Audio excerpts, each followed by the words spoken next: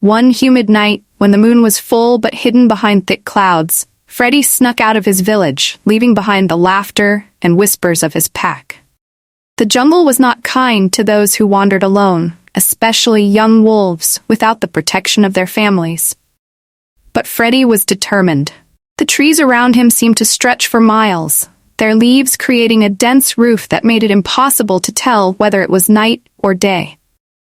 The sounds of the jungle, chirping crickets, the distant roar of a jaguar, and the occasional flutter of wings kept him alert. But Freddy pressed on, guided by nothing more than hope and the vague legend of the mystical power that lay somewhere in the unknown. After hours of walking, Freddy came upon a clearing. In the center stood an ancient tree, gnarled and twisted, with roots so massive they formed tunnels beneath the earth. As he approached the tree, a strange feeling washed over him. His instincts told him that this was no ordinary tree. Carved into its bark were symbols that Freddy could not understand, but he sensed their importance. Freddy placed his paw on the tree, and suddenly, the ground beneath him gave way. He tumbled into the earth, landing in a subterranean cave illuminated by an eerie blue light. In the center of the cave, suspended in the air, was a glowing orb. The orb pulsed with energy, casting a faint glow on the walls, which were covered in ancient markings. As Freddy approached, a voice echoed in the chamber. "You seek strength, young one. But do you understand what true strength is?" Freddy froze. The voice seemed to come from the orb itself, ancient and wise. I want to be strong like my family," he replied. "I want to prove I'm not just a poodle." The orb pulsed brighter. Strength is not merely the power to fight or intimidate.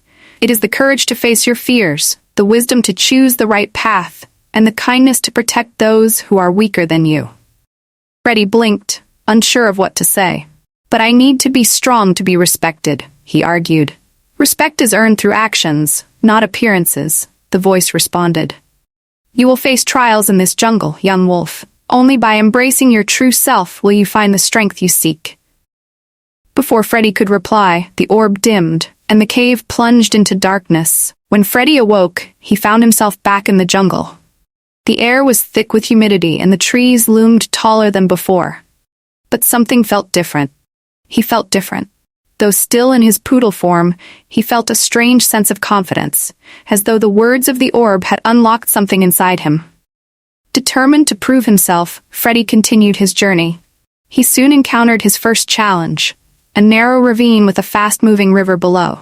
A jaguar cub, separated from its family, was stranded on the other side, mewing in fear.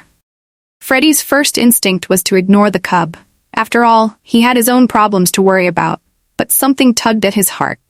He remembered the words of the orb, kindness to protect those who are weaker than you. Without hesitation, Freddy gathered his courage. Using his small size to his advantage, he leaped across the rocks, nimbly avoiding the jagged edges and slippery surfaces. When he reached the other side, he gently guided the cub back to safety. The cub's grateful eyes shone with admiration, and Freddy felt a surge of pride, not because he had been strong, but because he had helped. As Freddy continued deeper into the jungle, he faced more trials. He rescued a group of monkeys trapped in a hunter's net, outwitted a venomous snake by using his small size to squeeze through a narrow escape, and even stood up to a fearsome panther that threatened a family of sloths. Each time, Freddy realized that strength wasn't about physical power, but about using his wits, his courage, and his compassion. Weeks passed, and Freddy had earned the respect of many creatures in the jungle. But still, he felt as though something was missing. He had helped others, yes, but he still didn't feel like the wolf he was meant to be. He hadn't truly proven himself, at least not to his pack. One day, as Freddy rested by a riverbank, he heard a commotion nearby.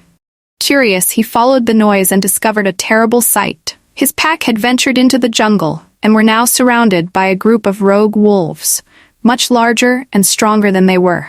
The rogues were known for their cruelty, and it was clear that Freddy's pack was in danger. Freddy's heart raced. His father, the Silverback Alpha, was there, fighting bravely, but even he was struggling against the overwhelming odds. The rest of the pack, including those who had mocked Freddy, were cornered, their eyes wide with fear. For a moment, Freddy hesitated. What could he, a small poodle, possibly do against such powerful enemies? But then he remembered the words of the orb and the lessons he had learned throughout his journey. Strength wasn't about size or physical power. It was about heart. With newfound determination, Freddy charged into the fray. Using his agility, he darted between the rogue wolves, distracting them and leading them away from his pack. He barked loudly, drawing their attention, and led them on a wild chase through the jungle.